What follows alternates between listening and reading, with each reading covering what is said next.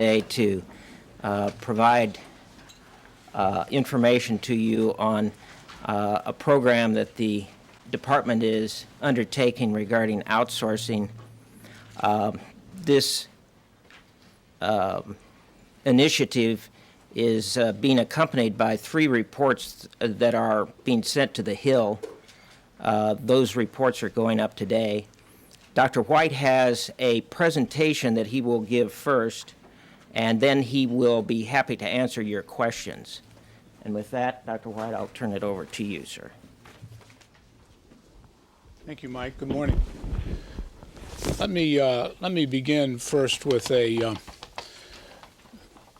say that on behalf of the department, how profoundly saddened we are at the loss of our friend Ron Brown and members of his delegation and the Air Force staff and others that were on the aircraft. Our deepest sympathies go to Mrs. Brown and other members of his family and the families of all the other people who were involved in this tragic accident. Secretary Brown was on a vital task as we try to assist the parties in rebuilding Bosnia. As you know, this has been and continues to be a very, very difficult challenge. This is the second time we've experienced loss of life of people from here who are there trying to help. So it's very difficult and painful for everybody. Secretary Perry has cut short his overseas visit. He will be back this afternoon. He gets in about 1 o'clock.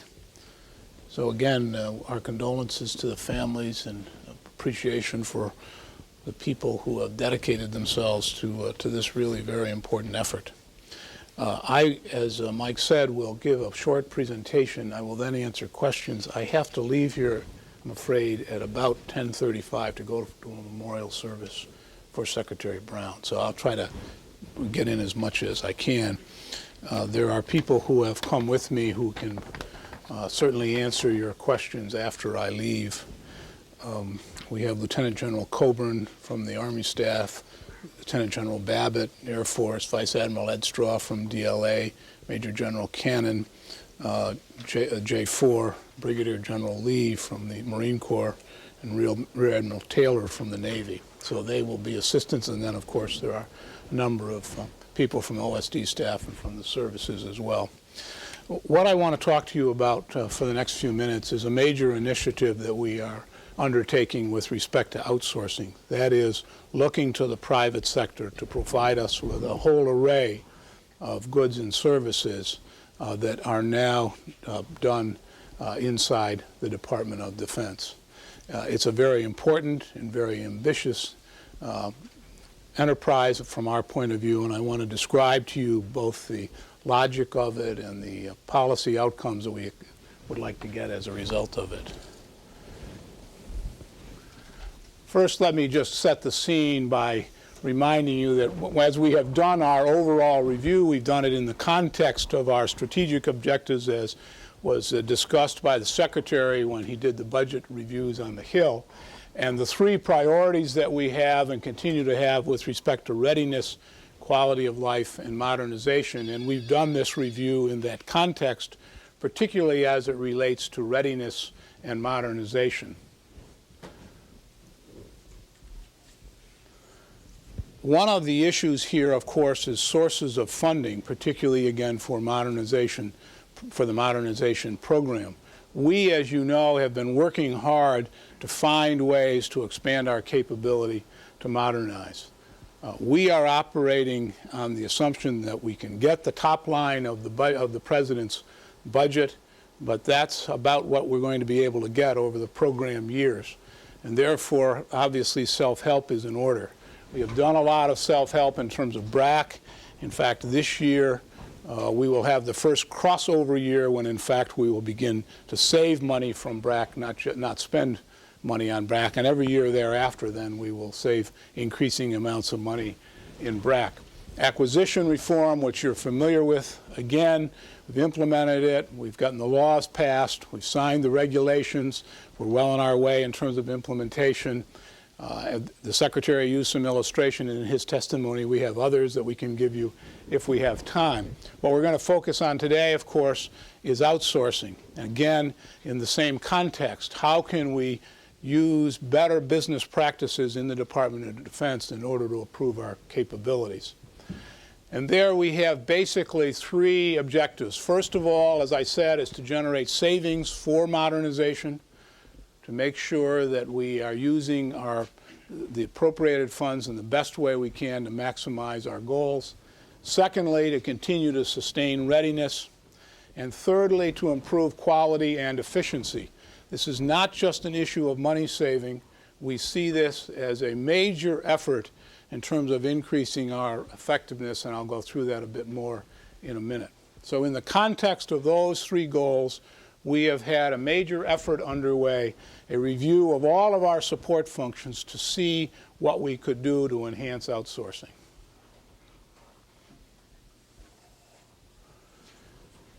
Why do we want to outsource? There are a whole set of reasons drawn from the experiences in the Department of Defense, in other government agencies, federal, local, and otherwise, and of course, very importantly, from the private sector.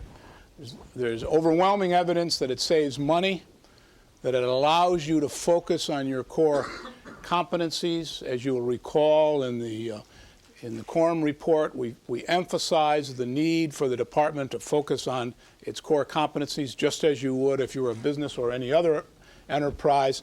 And it will help us respond to the rapid rates of innovation and capture those rates that are being driven in the private sector. So it's very important for a whole set of objectives, not just saving money, although that is important.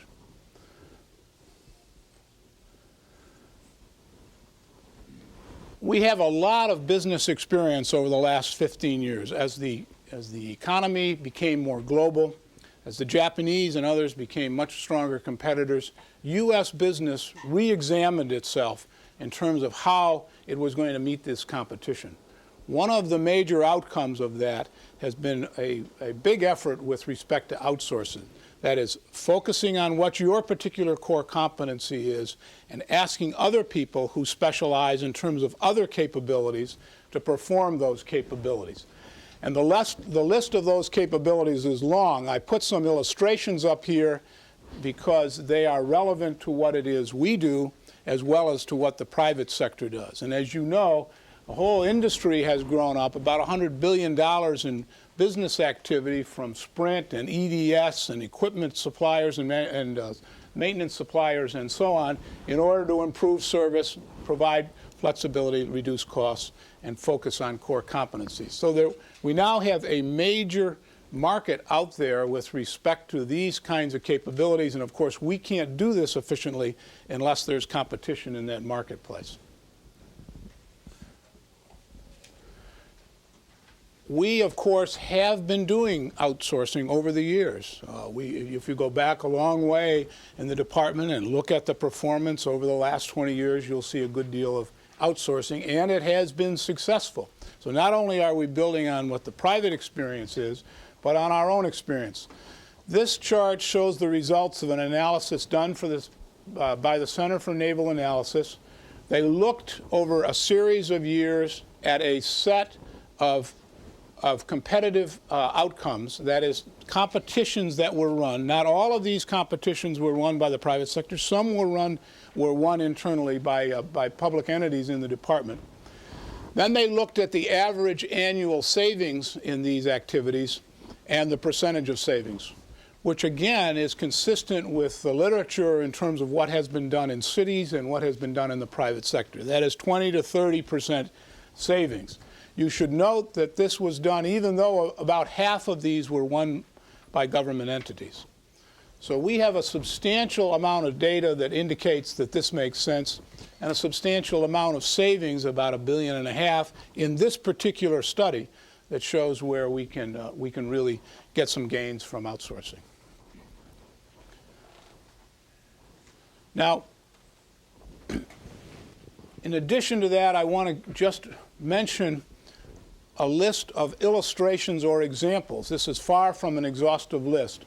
The point of the list is to show you not only that we're doing it, But we're doing it not only for things that are not directly related to warfighting, but things that are directly related to warfighting. So the Air Force, for example, made the determination that the best way to do the software maintenance on the B-1, B-2, which is enormously complicated, is to do it under contract.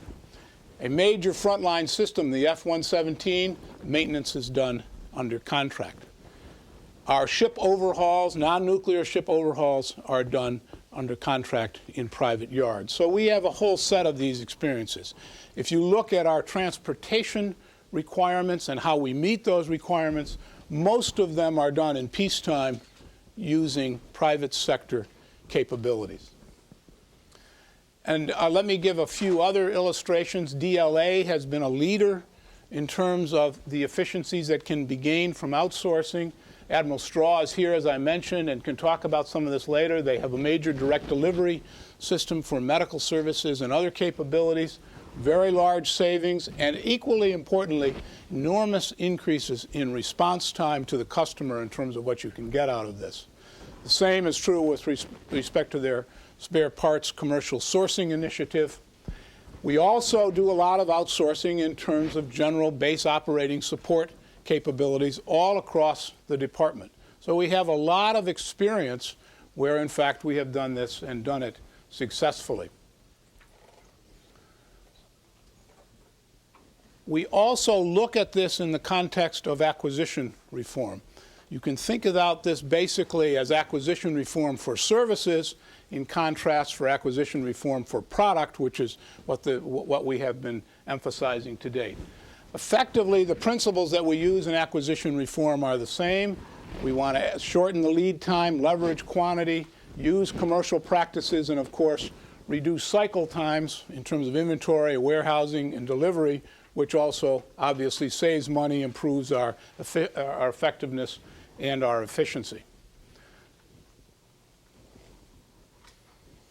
Now, as I mentioned earlier, we've gone through a full panoply of functions inside the department. Out of that, we have identified a very large number of those for which we will now conduct major reviews in terms of these outsourcing opportunities. Everything from base operating support to disposal of equipment to housing to depot maintenance. In each case, there is a particular process there in place that allows us to conduct these reviews. Sometimes it is under the OMB at 876 circular. Sometimes it is under special authority, as in the case of housing. Sometimes it's under some other procedures, in the case of distribution and transportation. And I'll talk some more later about depot maintenance. But there are processes there by which we are doing that. At the same time, we are going to introduce legislation this week seeking relief in the Congress from the many constraints that are on us in terms of conducting these outsourcing initiatives. The law has a number of those in it, and we're going to ask for relief so that we have some latitude here to use the processes that are in place in order to make sure that we maximize the output and effectiveness that we can get from this process. We have, in general, a number of criteria that we will use, which obviously become specific for each particular function. First of all, we will not do things, outsource things, which we consider core. That is, activities that the military considers to be central to the mission, and there would be too much risk if we were to ask the private sector to do it. Secondly, we have to have in each and every case competitive markets.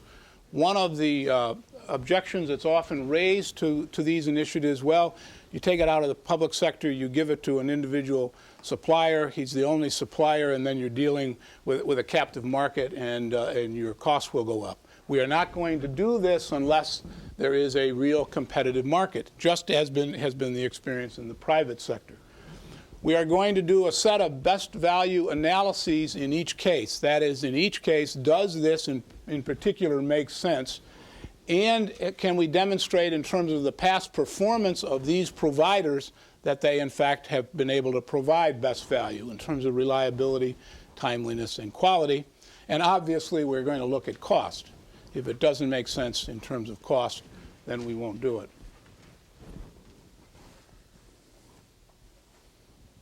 Now, let me talk now some about the core assessment that we have done with respect to depots. There's been a lot of interest around depots. Depots are a major part of our initiative, very, very important, and of course complicated.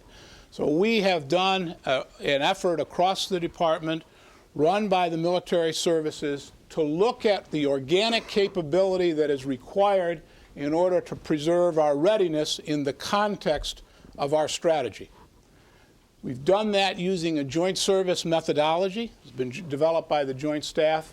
The services have used professional, conservative estimates of threat and risk in terms of what they have evaluated, and they've looked at the various skills and the facilities and tools that are available in each case in order to do outsourcing, and then they've done a series of calculations in order to make sure that the capability mix is appropriate in terms of what is done in the public sector and what is done in the private sector across a vast array of various systems and functions.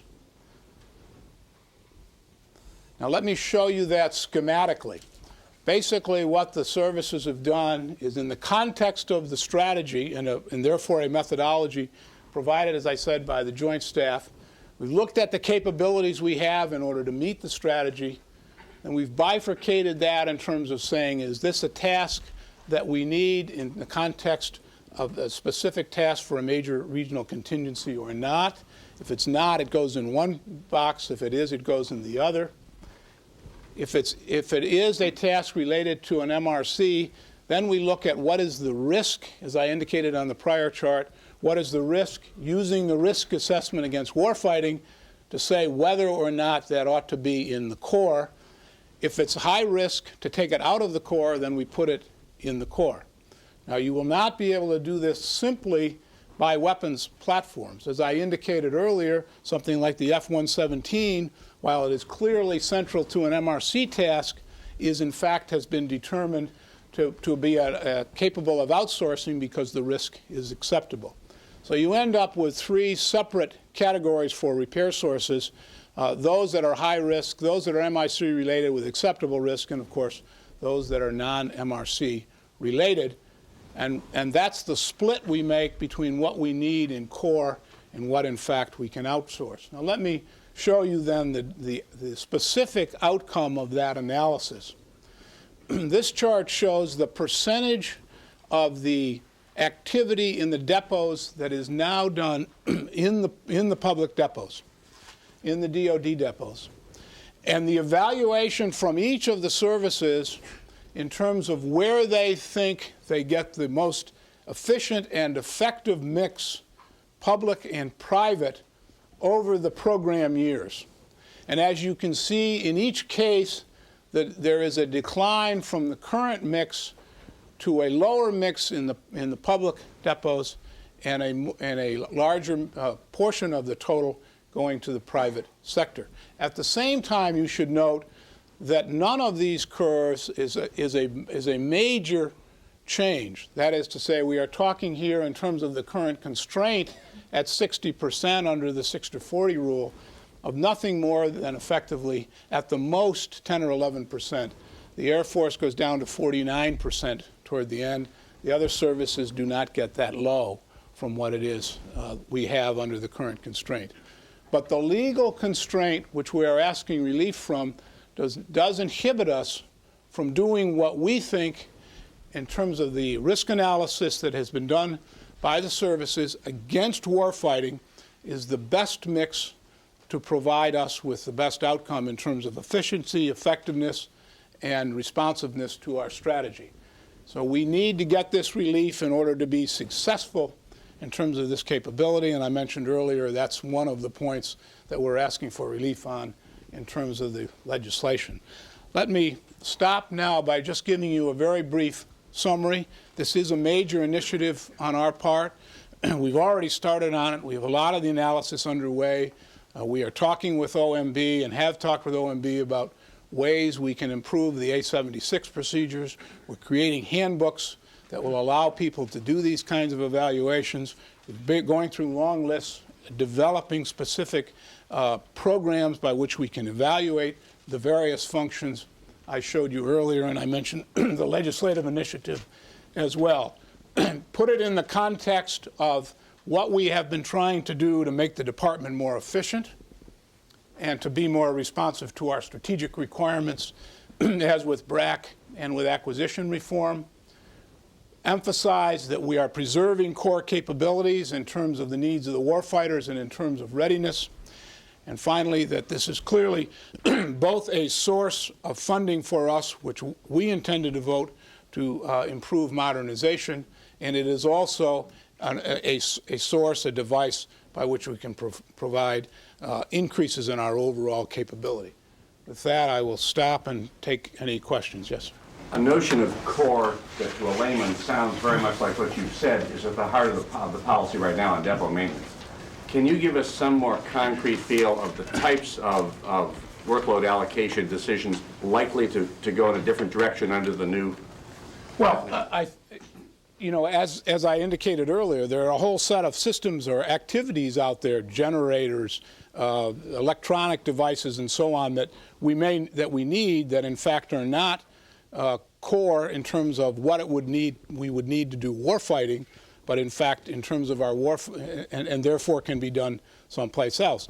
There are other capabilities that we don't think we can live with without making sure that we are responsive and have the capabilities we have. Nuclear ship overhaul, those are public capabilities. We think they ought to remain public capabilities. They're central to our strategy, and therefore they will stay there. You cannot do it by, as I said, by very broad categories. You have to look at each specific scenario and each particular situation. Yes, sir. You've indicated a savings in DoD in outsourcing you've done so far of $1.5 billion a year.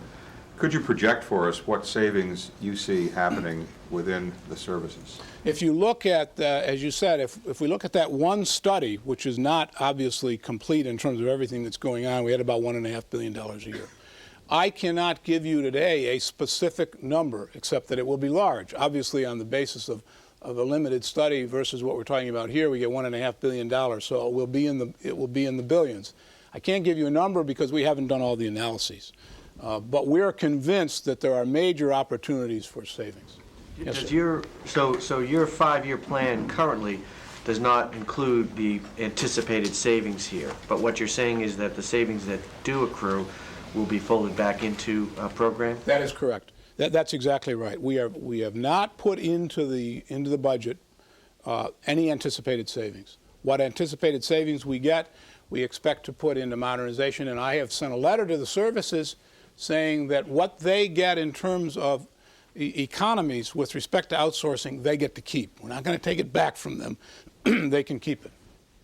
How is the privatization efforts going that you've already started at Sacramento and Kelly? And then a quick question, why don't Air Force planes like the T-43 have black boxes? From your experience in this business, can you answer that? I'll defer to the Air Force, except to say it really depends in the case in which you're talking about the age of the airplane. But I'm not going to get into it. I'm not the expert on that. Let me deal with the first question. Kelly, Sacramento, Louisville, Newark. There's a number of cases in which we have doing very specific efforts as a subset of this much larger effort. And so far they're going very well. Newark is on the front edge of that. It's obviously displayed that it saves money for us to go the way we've gone in terms of the private sector. We're convinced, based on where we are, we're going to find the same results when we go to these other depots. Yeah. Last one additional question on this incident. Has the decision been made to return the bodies from the boat? I've only got 5 minutes. Let me deal with this subject. Yes, sir. You said you were going to seek legislation to get relief on the 60/40 and the other restrictions on outsources and privatization. Do you have an author for those for that legislation? Who's going to introduce that legislation for you? And what's your prospect of success? They've already, this administration has been pushing for relief on 60/40 since it came into office, and Congress hasn't blinked. And your attempt to privatize Kelly and Sacramento have been met with cries of protest and claims that you're violating the law. I mean, what makes you think that you're going to get any relief? Well, first of all, we spent a lot of time on this, not only on the legislation, but on talking to leaders on the Hill, and we're getting a very high reception rate on the Hill in terms of this initiative. I think we're at a time where people have recognized now what has gone on, not only in the private sector, but across this country in city after city where these kinds of efficiencies are made. We recognize we don't have enough budget, top line over time. We're not going to be able to grow that in terms of increases in top line in the long term, so we have to meet other economies. So we're optimistic, and we have been up there talking with a lot of people. Yes, sir. How do you assure this money goes to modernization? It doesn't go to OMB accounts to get to a balanced budget? This is money that is in the Department of Defense. It is mostly in the services or in the agencies. We track what these initiatives are, and we will keep score inside the budget process with respect to the departments, and they will raise their modernization accounts accordingly. Yes, sir. Would those percentages continue to drop after 2000 or 2001, the privatization? The core. Yeah, or would they start to even out? I don't know. I think we simply don't know at this stage. That's as far out as we can look. I mean, we don't have any visibility beyond that. At some point in the future, after this initiative, we'd obviously have to do services. Would have to do more studies in terms of what they want. Yes, sir. But specifically on the depot maintenance, though, even from your chart, I want to make sure I'm interpreting right. If 60/40 is removed, you're still not anticipating suddenly the private sector doing like 70 or 80% Not of at the all. work. Not at all. We turned to the JCS and the military services and asked them to do a professional risk assessment based on the warfighting requirements. Those are the results that came back from the services. You're satisfied they're just not protecting depot turf? Yes, I'm very satisfied. I've been through with them the methodology. It's a very thorough methodology. I have the same incentive they are. We want to, if we're going to make judgment, we want to make sure that judgment is on the side of warfighting capability, and I think this does that. Yes, sir. On that, the service's differing assessments of their core capabilities. The stealth aircraft is, one of the first aircraft that would go in any regional contingency. It's a silver bullet. There were very few of them. Which aircraft, I'm sorry? The stealth. Oh, yes. Mm-hmm. Yes. If the Air Force thinks it's acceptable to outsource the maintenance for that, it's terribly hard to see why the Army needs to keep 59% of its total maintenance capability in-house. The Army isn't going to get anywhere. I will let the Army speak to the details. But are you certain that the figures you gave now, which is 49% Air Force, 59% Army, and 55% Navy, simply doesn't reflect the service's different capacities for being radical? I'm totally comfortable with this methodology and the results of this methodology, and that it will get us what we want in terms of these initiatives. Last question, Brett. Just to follow up, did OSD do its own analysis of what it No, thought? we did not. We relied on the services to do this analysis and sat with them and did a review. Last question. This proposal is a lot more conservative than what the Roles and Missions Commission that you headed last year recommended. Can you reconcile the two? I can reconcile the two in the context that the Roles and Missions was a direction, that is, you ought to go this way, and if you read it carefully, you'll see there's some caveats in there as well. This is an analysis, a thorough analysis based on what we think is desirable in terms of the department. So while that's more aggressive, it obviously did not have the benefit of detailed review of the way this is had. I'm afraid I've got to run in order to go to this memorial. Thank you very much. Others will stay. Just to close this out, I want to make sure everybody realizes that if you have further questions, we have a number of experts who are here in the room and seated to your right, and they would be happy to answer any further questions you have on this subject. Well, as a matter of fact, if you have questions right now, I'd be glad to ask them to step up. Anybody over here know about why don't airports Let's think don't do way? that. Let's do, yes. I have a question on the privatization in place proposal for the two Air Force depots, Sacramento and San Antonio. The question is that there's a big political debate going on now about that. Why does it make sense to privatize in place that work rather than distribute it to the three remaining depots that will be open as a way to reduce excess capacity?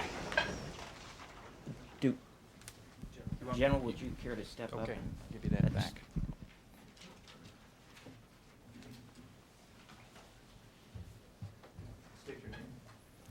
My name is George Babbitt. I'm the Deputy Chief of Staff for Logistics for the Air Force. In July, when the BRAC Commission recommended the closure of those 2 installations, that came as a change to what the Air Force had planned, and we tried to understand the impact that that would have on us in the future. And the impacts, too, that we thought were very significant were, first of all, it required a considerable amount of upfront money to refacilitize that workload at other installations. Not every workload required refacilitization, but many did. The second issue was that because those 2 depots were the only places where some of that workload was performed, in order to refacilitize and move it to another location, there would be a break in production. We considered that a risk. It was 35% of our total depot maintenance workload that would move over those period of 3 to 4 years. We considered that a risk to our readiness and an upfront cost that was unnecessary, given that there was an alternative to privatize in place. Can you state the cost of your estimates of what it would cost to refacilitize, as you said?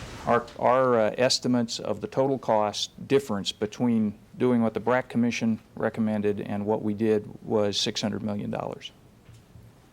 John, do you? Jill, can you give us an idea of what remains within the 49%, which the Air Force reckons is core, that you can't allow to be privatized? Sure, I can give you some notional ideas. Let's talk about aircraft engines. Aircraft engines that are used on commercial-like airplanes, there's a great capacity in private industry to maintain. And so we would move, where we haven't already, move more towards private sector maintenance. But fighter engines have always been a unique problem for us, because even though some of the technologies are the same, the performance that we get out of fighter engines is considerably higher than you get out of a commercial engine. They have different failure modes, they have different kinds of problems, and in some cases different technology.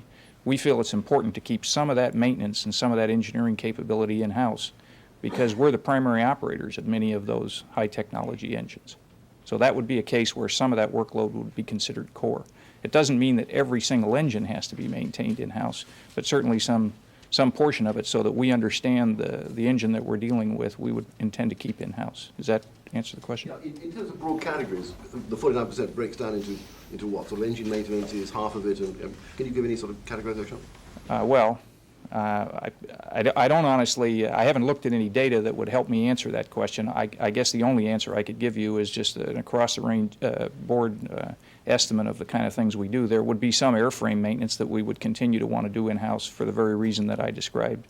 We have invested in some cases in specialized facilities for avionics that are not commercial-like avionics, and there really wouldn't be any available private market out there. Those kinds of things we would keep in-house. Avionics maintenance, some peculiar airframe maintenance, engines, in some cases primarily fighter engines. Have you decided how much money you can get out of this, and then to what you will put that in terms of modernization? We have not. We are taking this on as a challenge. We too, and I think I speak for the Air Force Secretary and the Chief of Staff on this, believe there's an opportunity here to save money. We first of all need to get a program started, make sure we understand where it's going, do the analysis, and then we think there is money to save, and it will be rolled against modernization. Pat, would you? Mike, depot maintenance is only one of 8 functions that the deputy talked about, and it's the one that has the most heat about it. I know you don't have a budget wedge in here for anticipated savings, but can anybody give us a ballpark of how large a fraction of the anticipated bonus that you get from this initiative is going to come out of depot maintenance, and how much is going to come out of the less contentious stuff, A? B, can anybody tell us what legislative relief you need for the functions other than depot maintenance? But somebody else. That's an OSD thing, I suppose.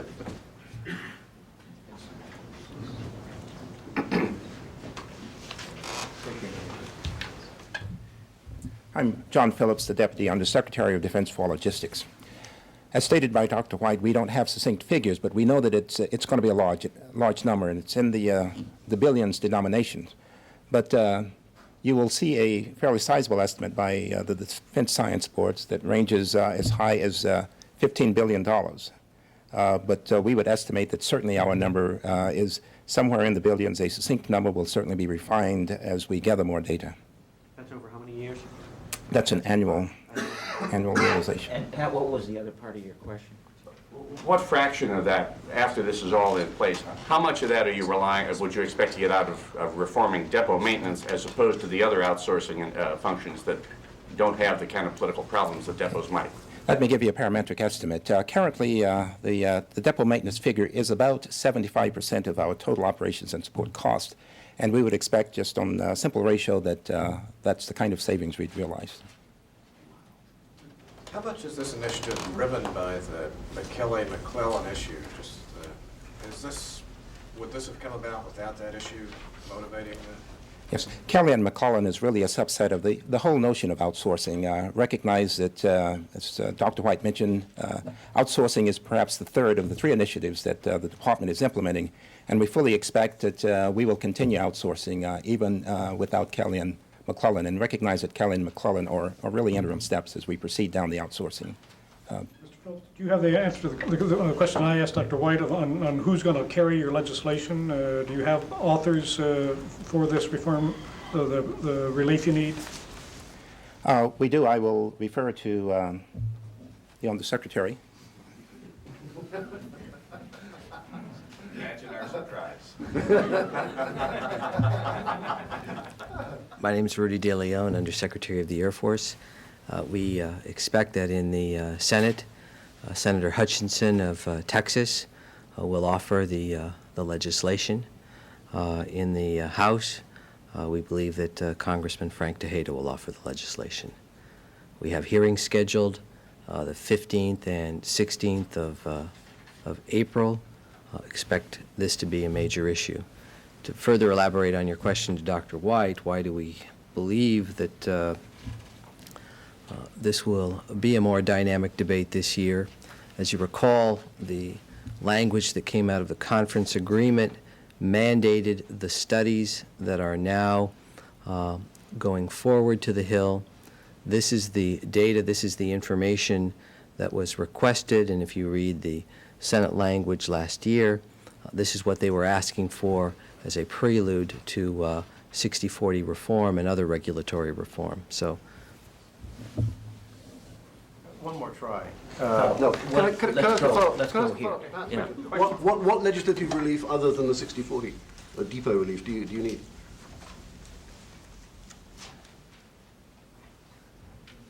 there are to answer your question, there are a handful of provisions that make it difficult to outsource. Primarily, it is the 60/40. Additionally, there are limitations on dollars that can be contracted for without particular waivers, but it is items of that nature. The two principal, though, are the 60/40 law and the limitations on O&M type contracts that can be issued. The report mentions two specific protections of Crane and McAllister, I believe, Army depots. That somebody put a protection of those two particular depot or ammo plants. Are going to seek relief of that restriction? It's an Army issue.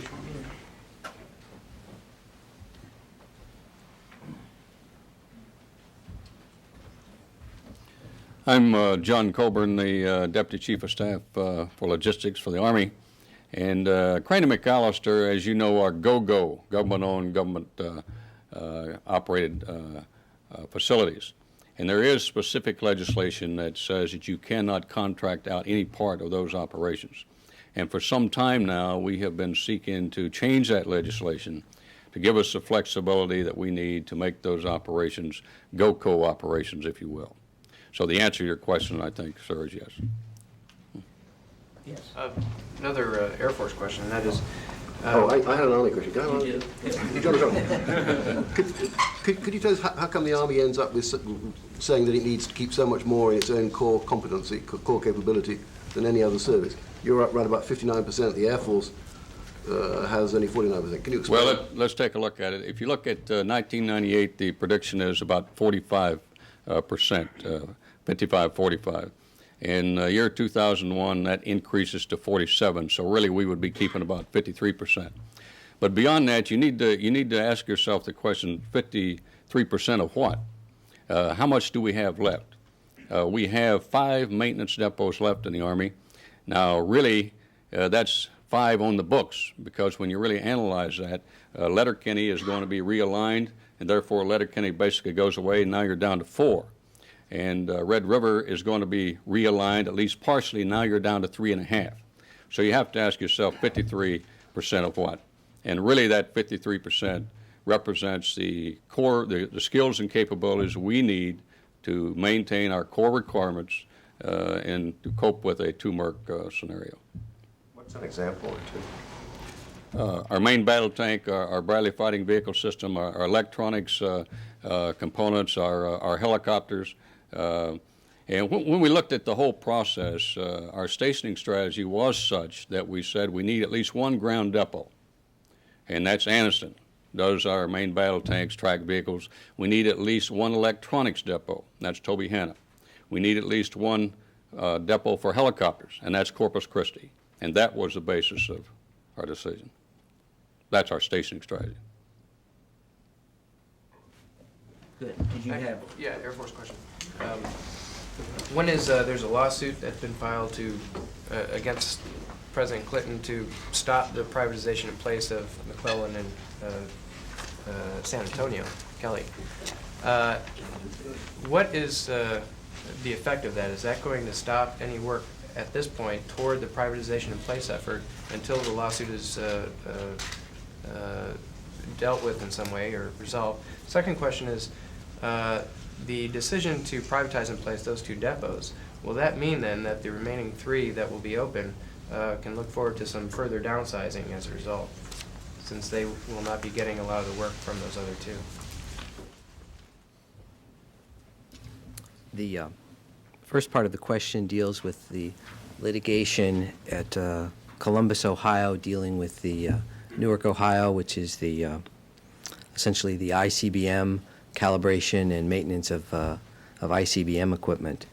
That litigation is pending. The Air Force awarded a contract to Rockwell International and to Wiley Industries on a cost-competitive basis. So there was a cost competition in awarding those contracts.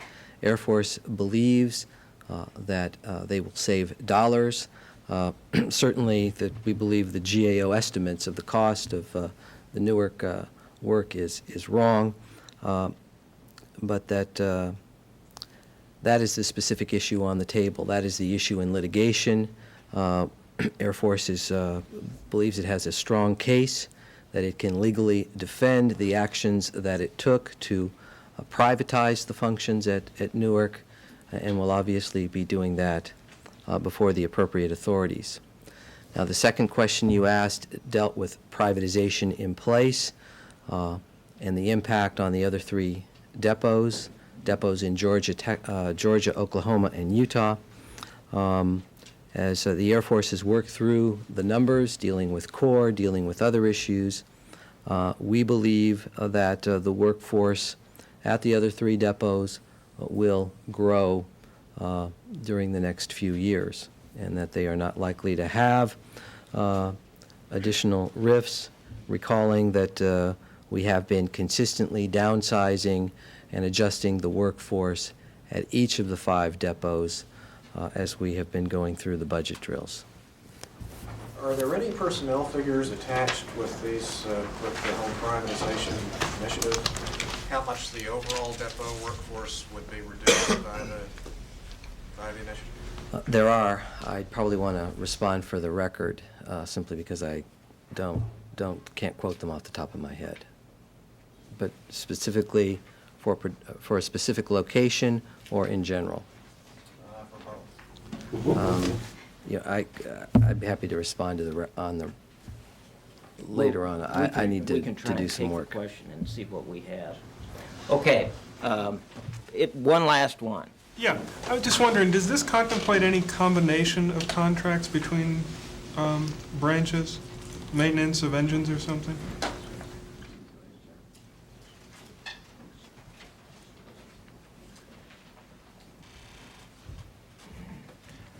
I believe your question refers to inter-servicing, is that correct? Recognize that we are doing some inter-servicing, and in fact, as General Coben mentioned, we have a Center of Excellence for helicopter maintenance. That's at Corpus Christi Army Depot. It was mentioned the stealth fighter, the engine for the stealth fighter, which is the Air Force's prime weapon system, is being done by Navy Jacksonville. So the notion of inter-servicing is not dead, and where it makes sense, we will certainly continue to do that. As part of this, Yes, it is inherent in the notion of depot maintenance. Thank you, sir.